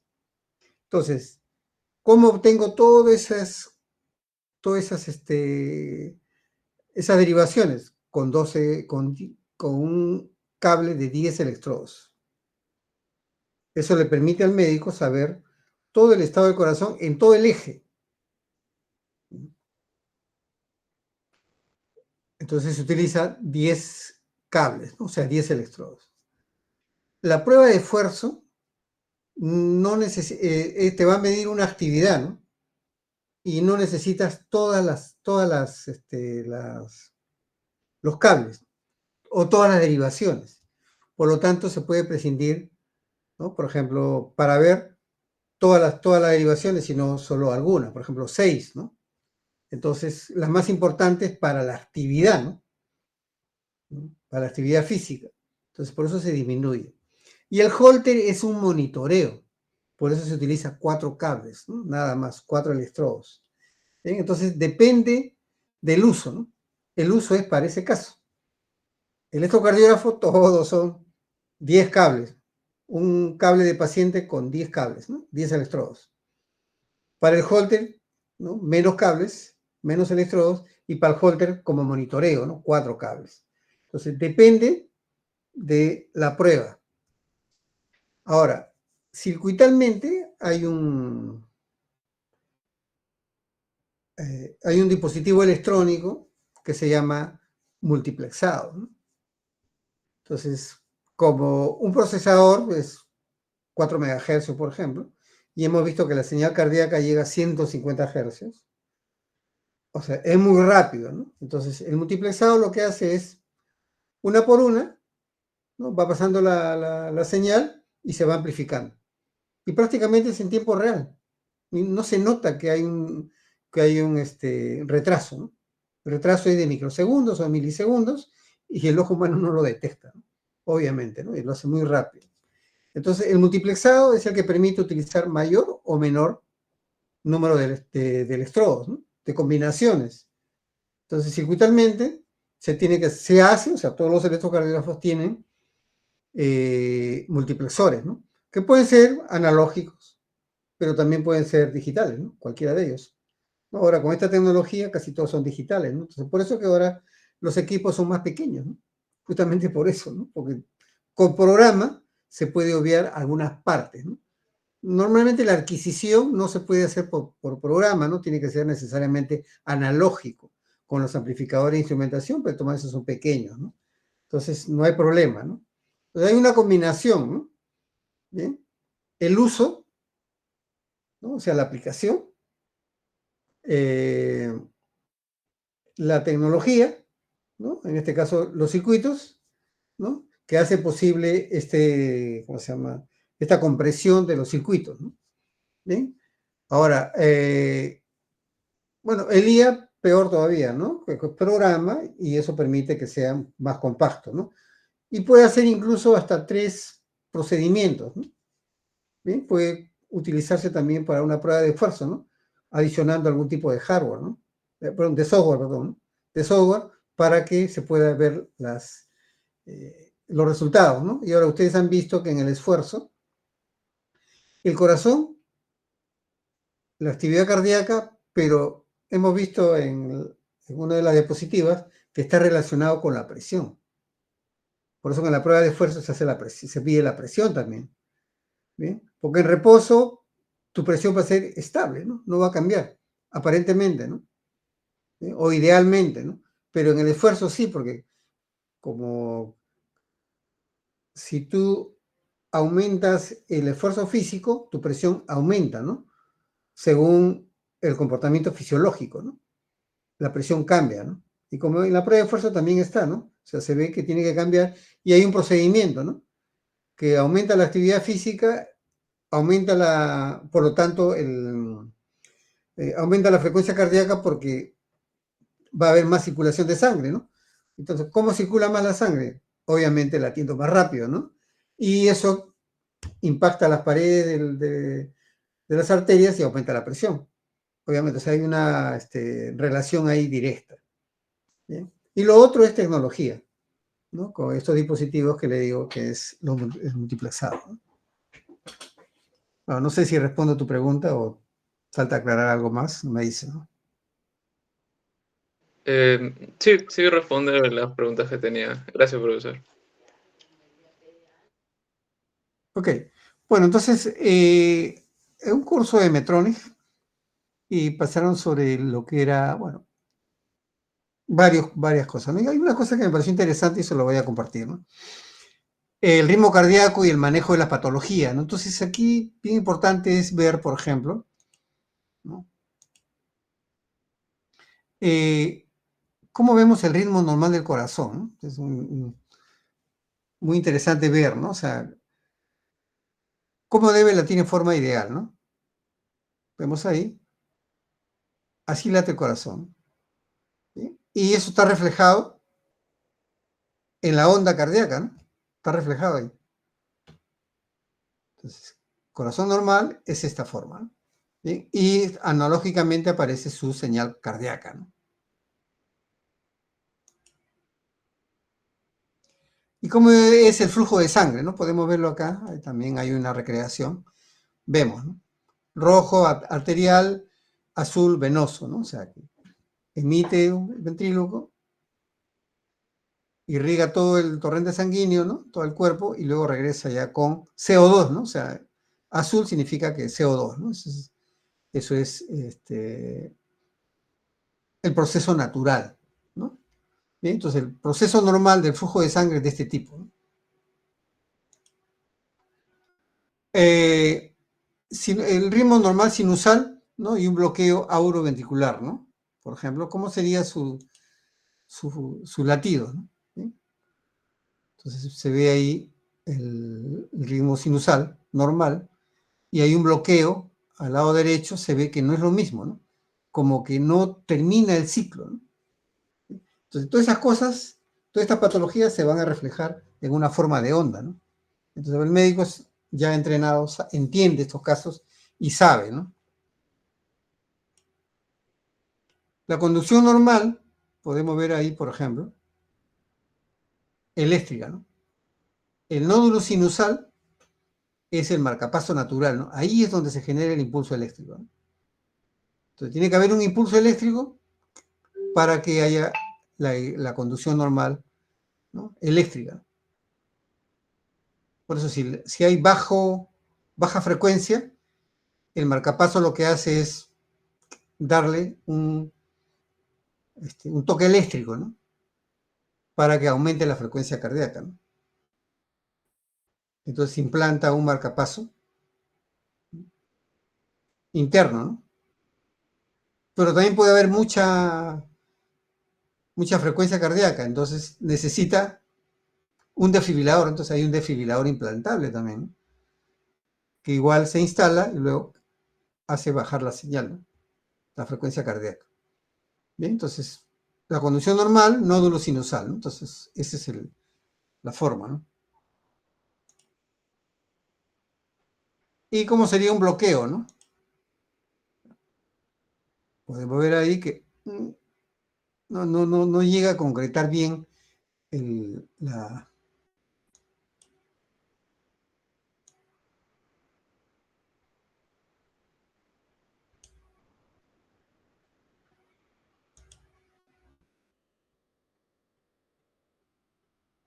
bloqueo audioventricular, ¿no? ¿No? Entonces ahí también, por ejemplo, en el lado izquierdo, también ese bloqueo, ¿no? O sea, fisiológicamente esto es lo que sucede, ¿no?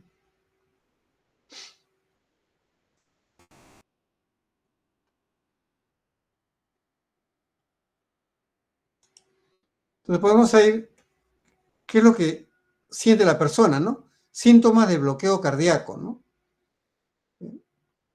Falta de energía, ¿no? Te cansas muy rápido.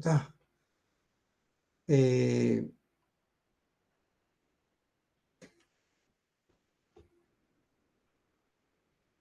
¿Cómo se llama? Dificultad para respirar, ¿no?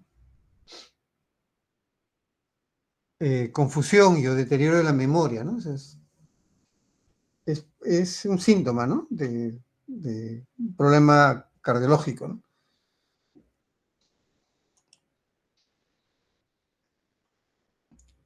Y, por ejemplo, se puede implantar un marcapaso, ¿no?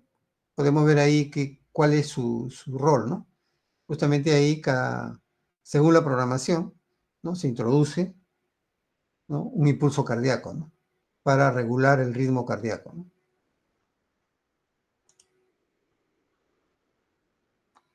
Y podemos ver una simulación de lo que es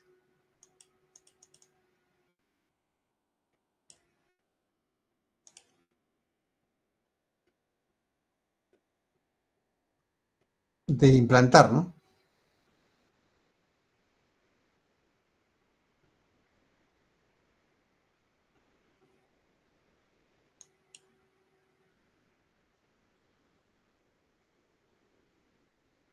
Se hace una incisión y se inyecta, ¿no? Se inserta como un catéter, ¿no?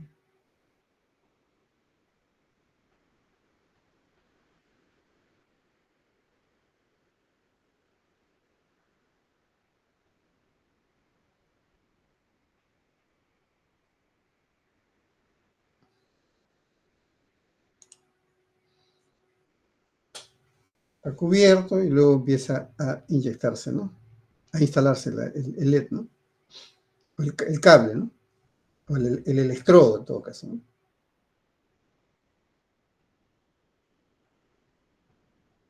Un cánula y por ahí va el catéter, ¿no? Y obviamente eso lo están viendo a través de una pantalla, ¿no? Una pantalla de grado médico, ¿no? Y llega, ¿no? El catéter al punto que sea necesario, ¿no?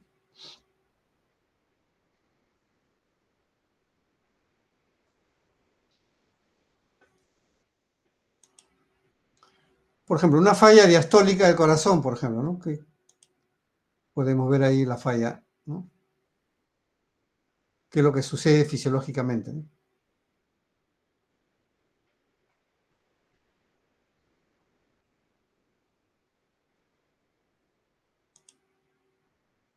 Falla sistólica, ¿no?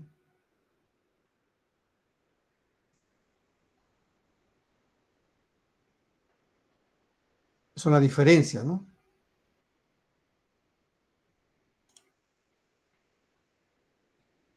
Falla en el corazón versus un corazón normal, ¿no? ¿Cómo sería? ¿Cómo se notaría? ¿No? Ven ustedes ahí, el lado izquierdo es la falla, ¿no?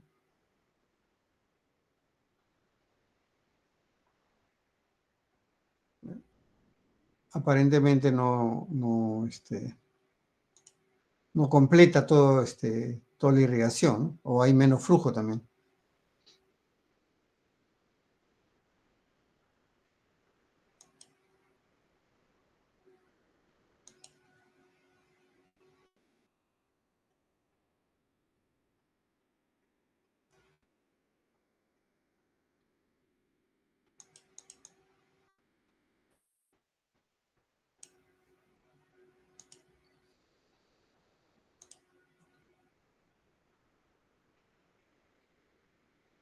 Otras fallas cardíacas, ¿no? En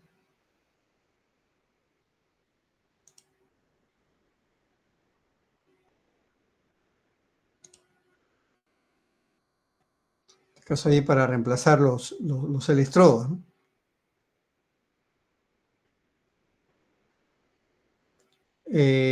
Bueno, ese tipo de cambio de los electrodos, como no son eternos, se cambia pues con cierto espacio de tiempo, ¿no? No tan frecuentemente, ¿no? Pero sí es necesario reemplazarlos, ¿no?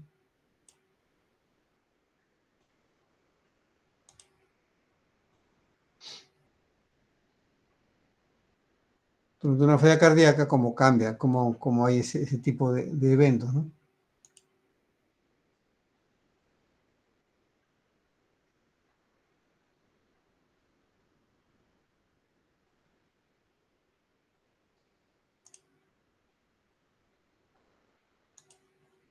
¿No? Y, por ejemplo, detección de fluidos hacia los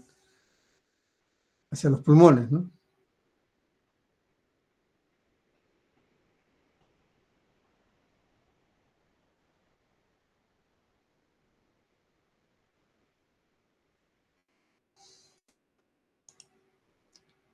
Y trastorno del ritmo, ¿no? Por ejemplo.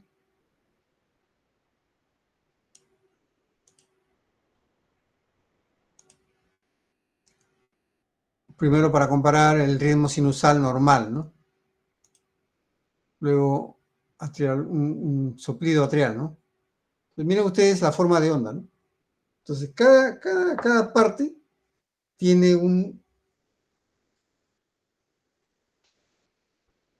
una forma de onda, ¿no? Entonces, por eso que el médico ya sabe, ¿no? Este es un soplo, ¿no? Atrial. Esa forma de onda, ¿no? Solamente viendo la forma de onda, ¿no? Entonces, cada patología se asocia a una forma de onda, ¿no? Y no es lo natural, ¿no? Para taquicardia, vean ustedes el cambio también, ¿no? Y está asociado, ¿no? La actividad versus la forma de onda, ¿no? Entonces el médico determina, pues, ¿no? Una taquicardia atrial, ¿no? Una fibrilación, ¿no? Y la forma de onda son diferentes, ¿no? Pero miren qué es lo que hace, ¿no? El corazón, ¿no? Esa es la fibrilación, ¿no? O sea, que no completa el ciclo, ¿no? No hay la polarización y la despolarización, ¿no? No sucede, ¿no? Entonces necesita una descarga eléctrica para volverlo a la actividad normal, ¿no? Taquicardia ventricular, miren ustedes que también ha cambiado la forma de onda, ¿no? O sea, para cada patología la forma de ondas cambia, no son iguales, ¿no? Entonces, eso es justamente, para eso sirve, ¿no? El electrocardiograma, ¿no? El electrocardiograma es diagnóstico, ¿no?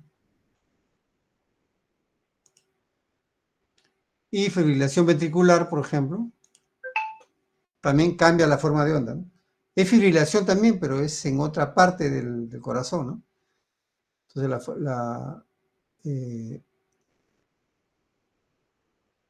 la forma de onda cambia, ¿no?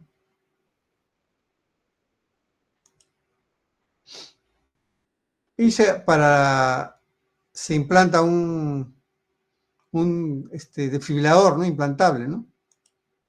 Como ve la técnica, ¿no? Empieza a fibrilar, ¿no? Y ahí viene la descarga, ¿no? Y vuelve a su ritmo normal, ¿no? Esa es empieza a fibrilar y la descarga, ¿no? Ese es fisiológicamente qué es lo que sucede, ¿no? Y es el ritmo, ¿no? Interno, ¿no? Esto es cuando la patología, pues, recurrente, ¿no? Entonces ya no va a estar fibrilándolo, pues, ¿no? En forma ambulatoria, ¿no? Tiene que ser, pues, implantarle un equipo, ¿no?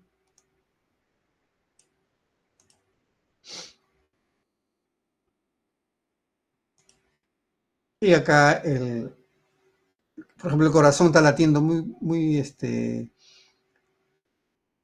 rápido, ¿no? Y también siempre asociado al impulso, ¿no?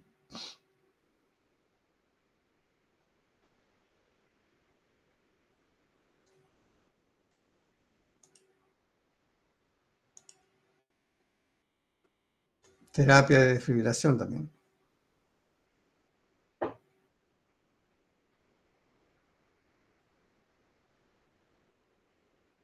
Ok.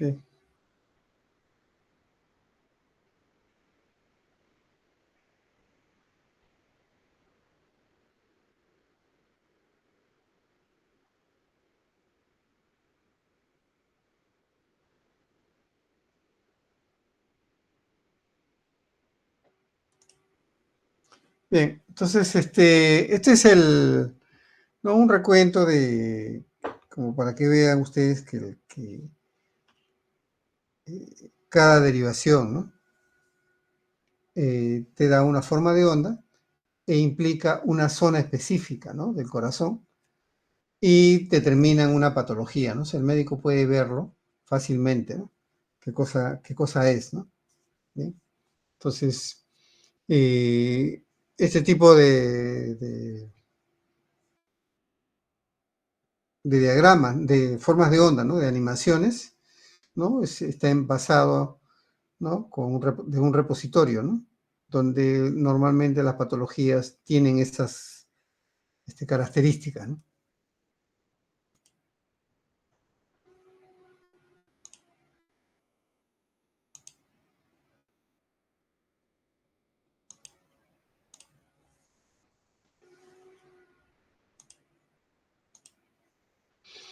Y entonces, todas esas colocaciones de electrodos, ¿no?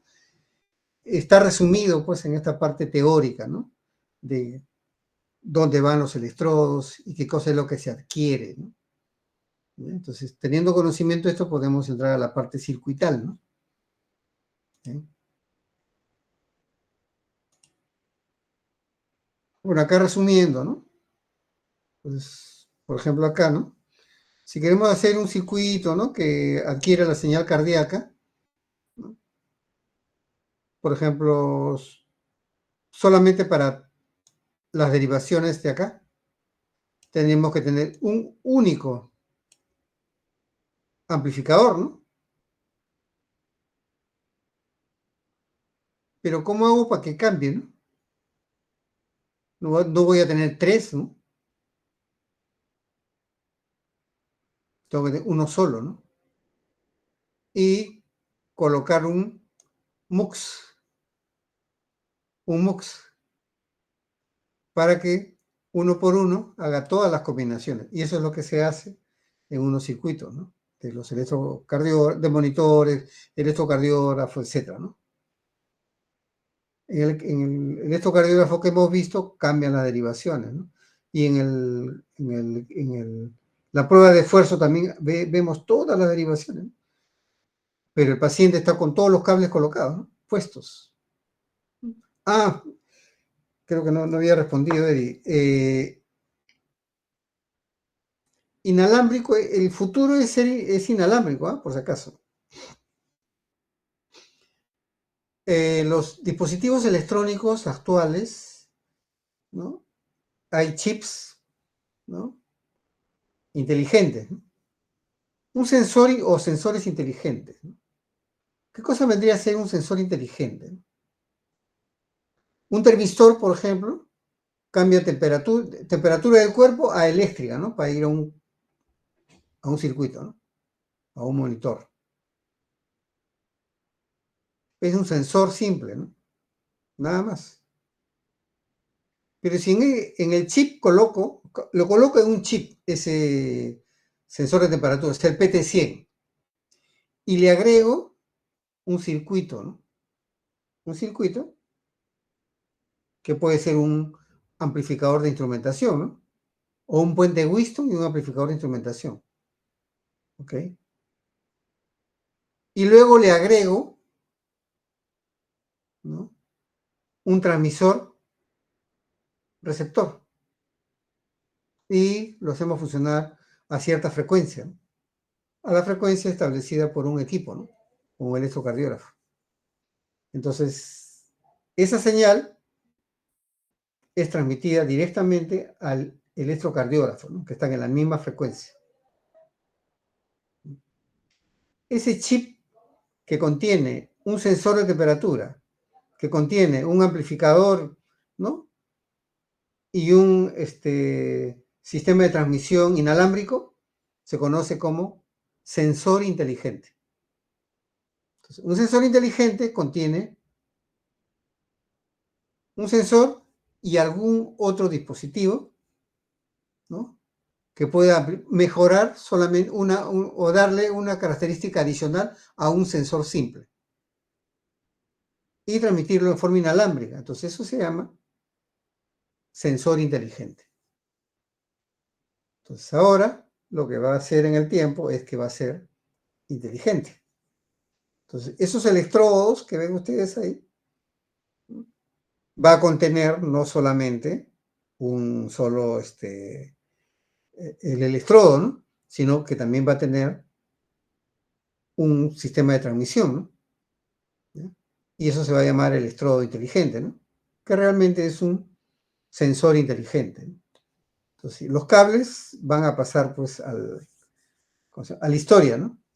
Pero esto es algo reciente, ¿no? Está todavía, hay algunos equipos, ¿no?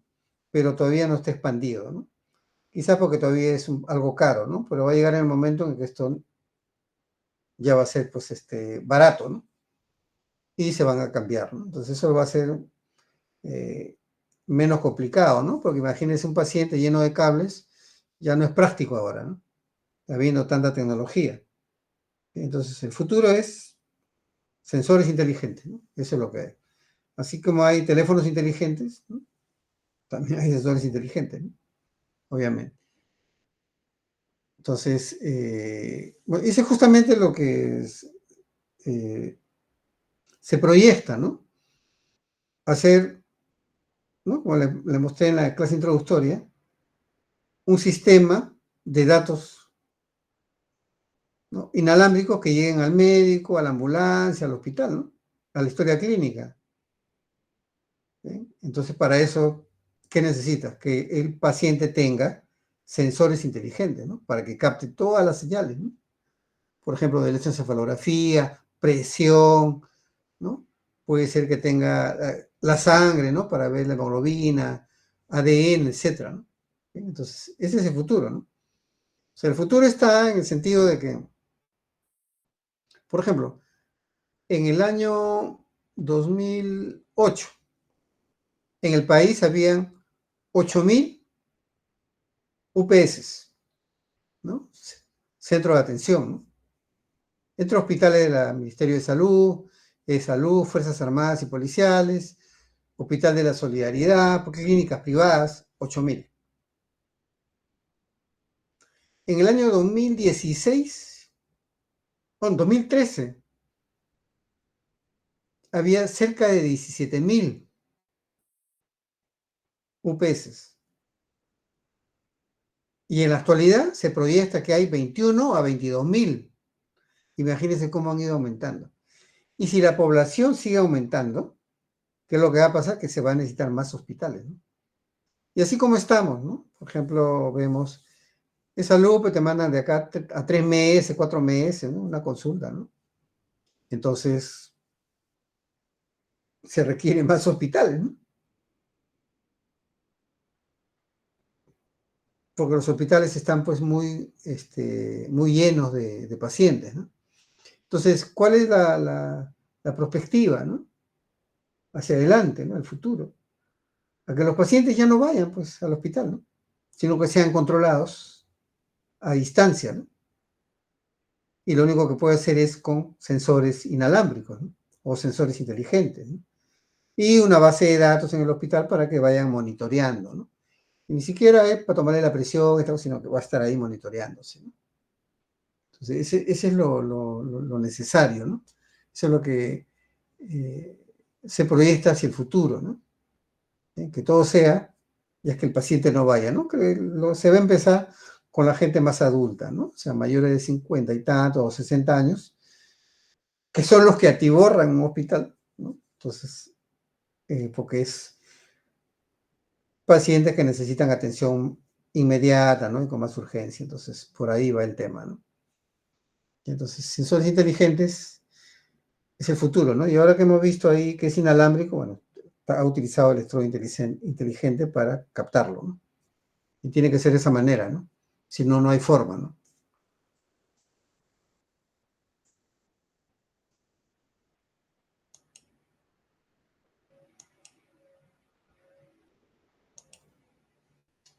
Y vemos ahí los electrodos, ¿no? Los cables y esto con todo. Bien, no sé si hay alguna pregunta, jóvenes.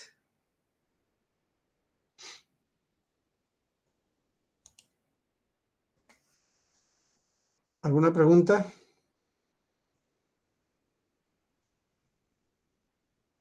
Bueno, en la clase de mañana vamos a tener una prueba de entrada, por lo que hemos visto hasta ahora. Así que traten de estar temprano. Una media hora nada más, ¿ya? Y luego continuamos con la clase. Todo lo que hemos visto hasta ahora, la introducción, la clase de bioinstrumentación y lo que hemos hecho hasta ahora de la electrocardiografía, ¿no? Donde tiene que ver los amplificadores de instrumentación y esto, ¿no? Me escribió el ingeniero que está a cargo del laboratorio, ¿no? Yo le di el sílabus para que vaya viendo y le sugerí que vieran el Biopack, ¿no? Que hay para adquirir este tipo de señales, ¿no? No sé si lo están haciendo de esa manera.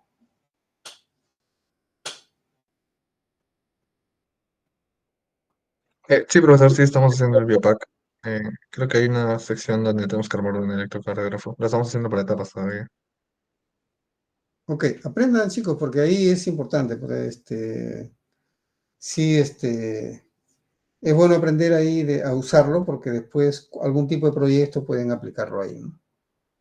Bien, una de las cosas que quedó pendiente con la primera promoción fue de que fatalmente no se llegó a utilizar bien el Biopack porque había problemas, ¿no? Referente al software, creo.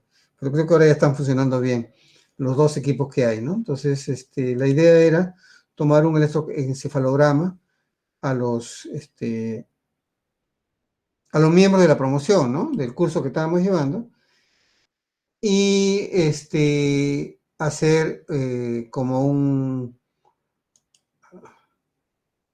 una información, ¿no? Para ver el estado de la toma, ¿no? Más o menos si había un estándar, ¿no? Entonces, tener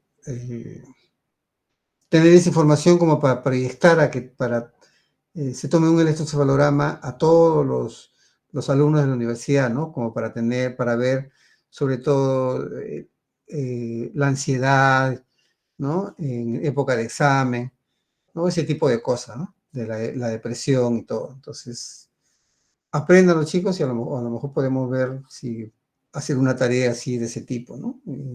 Investigativo que sirva para dejarlo a la universidad, ¿no? Y se pueda utilizar los recursos que tenemos, ¿no?